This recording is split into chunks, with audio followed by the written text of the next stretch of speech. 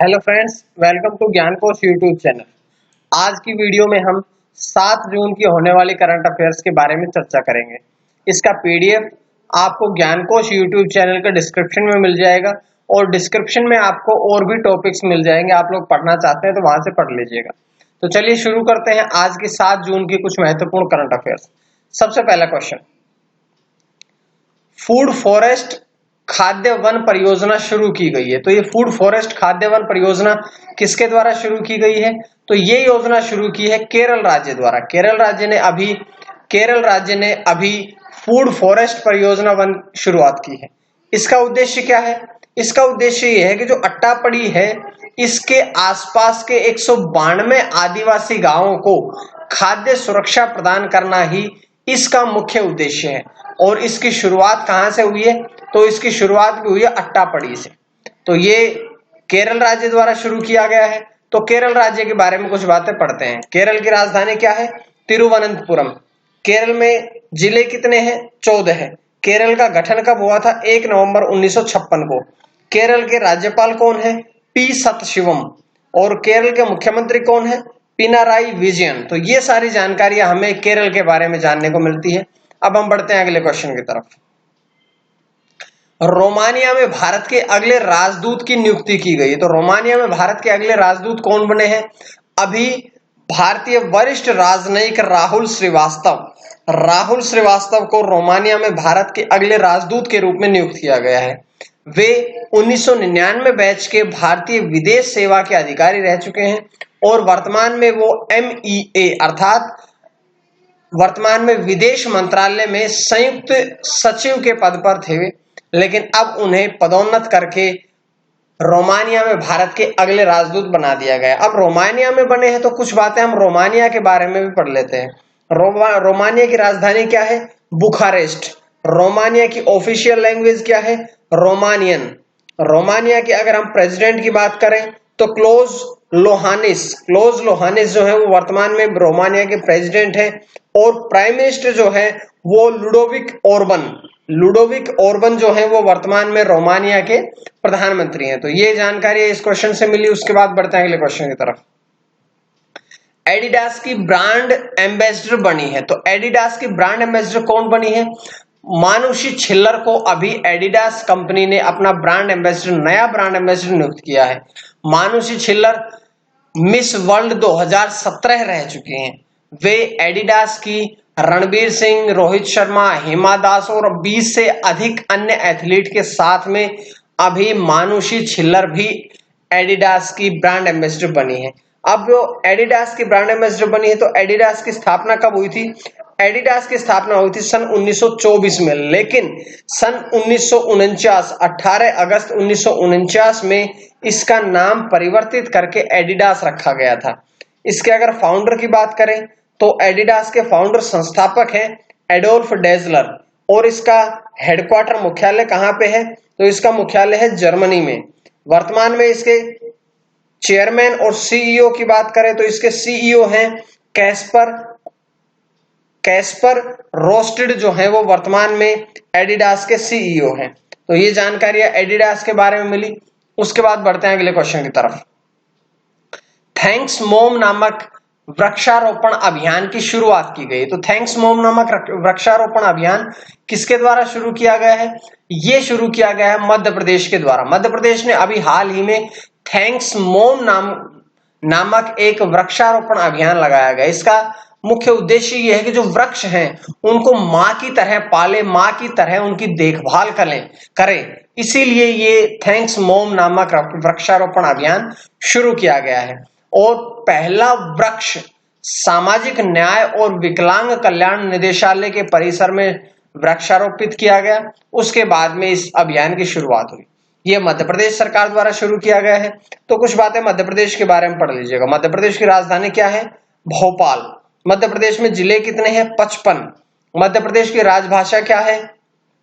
हिंदी, सिंधी और बुंदेली। मध्य प्रदेश राज्य का गठन कब हुआ था? 1 नवंबर 1956 को। मध्य प्रदेश के राज्यपाल कौन है? लालजी टंडन। और मध्य प्रदेश के मुख्यमंत्री की बात करें तो लॉकडाउन में अभी मुख्यमंत्री बने हैं शिवराज सिंह चौहान, जो कि भाजपा पार्टी से है। उसके बाद आज का अगला क्वेश्चन, समर ट्रीट्स नामक अभियान शुरू किया गया। तो समर ट्रीट्स नामक अभियान किसके द्वारा शुरू किया गया?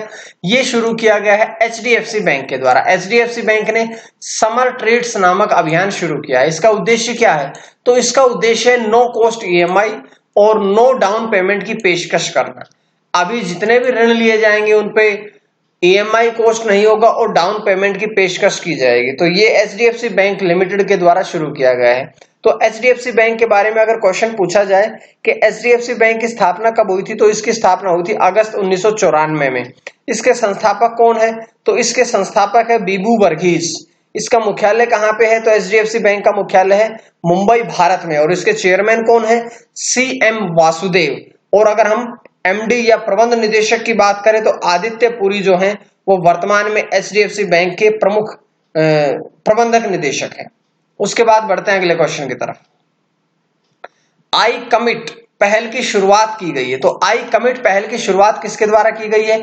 इसकी शुरुआत की गई है बिजली और नवीनीकरण ऊर्जा राज्य मंत्री आर के सिंह के द्वारा। देखिए नाम के साथ साथ में उसका मंत्रालय जरूर लिखा गया। तो बिजली और नवीनीकरण ऊर्जा राज्य मंत्री आर के सिंह ने अभी आई कमिट पहल की शुरुआत की है। इसका मुख्य उद्देश्य क्या है? तो इसका मुख्य उद्देश्य कि भविष्य में ऊर्जा दक्षता, नवीनीकरण ऊर्जा और स्थिरता की ओर बढ़कर एक मजबूत और लचीली ऊर्जा प्रणाली का विकास करना ही इसका मुख्य उद्देश्य है।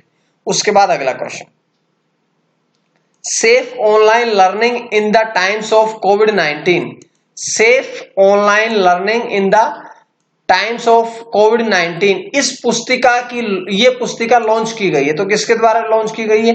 ये लॉन्च की गई है मानव संसाधन विकास मंत्री रमेश पोखरियाल निशंक के द्वारा। ये ई पुस्तक लॉन्च की गई है। यह पुस्तिका ये सूचना पुस्तिका है जो कि छात्र और शिक्षकों को ऑनलाइन सुरक्षित रहने के बारे में जागरूक करेगी।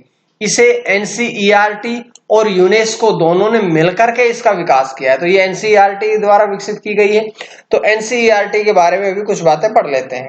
इसकी स्थापना कब हुई थी? तो एनसीईआरटी की स्थापना हुई थी 1961 में इसकी स्थापना हुई थी।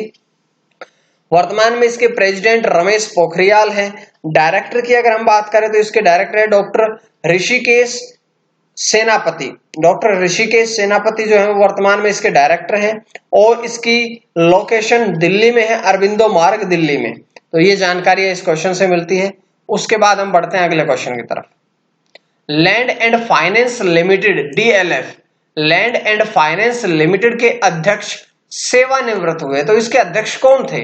इसके अध्यक्ष थे कुशल पाल सिंह।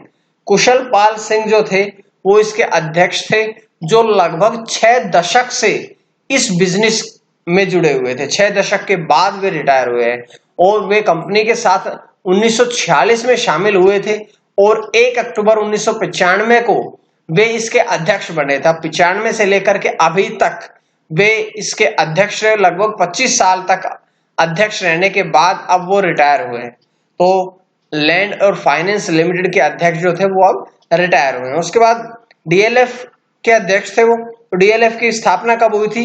1946 में। इसका मुख्यालय कहां पे है? नई दिल्ली में है। और अगर बात करें इसके चेयरमैन की तो चेयरमैन कुशल पाल जो थे वो अभी रिटायर हो गए। उसके बाद बढ़ते हैं हम अगले क्वेश्चन की तरफ। महिला एशियाई फुटबॉल कप 2022 की मेजबानी सौंपी गई है। तो 2022 महिला एशियाई फुटबॉल कप की मेजबानी किसे सौंपी गई है? ये सौंपी गई है भारत को। और भारत 1979 के बाद दूसरी बार इस टूर्नामेंट का आयोजन करेगा। इससे पहले 1979 में भारत ने इसका मेजबानी की थी और अब 2022 में इसकी मेजबानी करेगा। ये मेजबानी जो है वो एशियाई फुटबॉल परिसंघ एएफसी के द्वारा भारत को सौंपी गई है। अब एएफसी के द्वारा सौंपी गई है तो एएफसी के बारे में कुछ बातें पढ़ लेते हैं। इसका सिद्धांत क्या है? एक एशिया एक लक्ष्य। इसकी स्थापना कब हुई थी? 8 मई 1954 में। इसकी स्थापना 8 मई 1954 में मनीला फिलीपींस में हुई थी। लेकिन अगर इसके मुख्यालय की बात करी जाए तो इसका मुख्यालय कुआलालंपुर मलेशिया में है। वर्तमान में 47 कंट्रीज इसके सदस्य देश हैं और इसकी आधिकारिक भाषा अंग्रेजी और अरबी है। वर्तमान में इसके अध्यक्ष कौन है? शेख सलमान बिन इब्राहिम अल खलीफा इसके अध्यक्ष है। और अगर हम बात करें इसके उपाध्यक्ष की तो प्रफुल्ल पटेल जो है वो वर्तमान में इसके उपाध्यक्ष है। तो ये जानकारी आज की वीडियो से मिलती है। उम्मीद है आप लोगों को वीडियो पसंद आई होगी, और अगर पसंद आई तो आप लोग ज्ञानकोश यूट्यूब चैनल को सब्सक्राइब जरूर करें ताकि आपको डेली वीडियोस मिलते रहे। ज्ञानकोश नाम से ही यूट्यूब चैनल है, इसी नाम से टेलीग्राम चैनल है और इसी नाम से फेसबुक पेज है। आप लोग कहीं से भी इसकी पीडीएफ डाउनलोड कर सकते हैं। आज के लिए इतना ही। मां सरस्वती की कृपा आप सभी पर बनी रहे। आप सभी का बहुत बहुत धन्यवाद।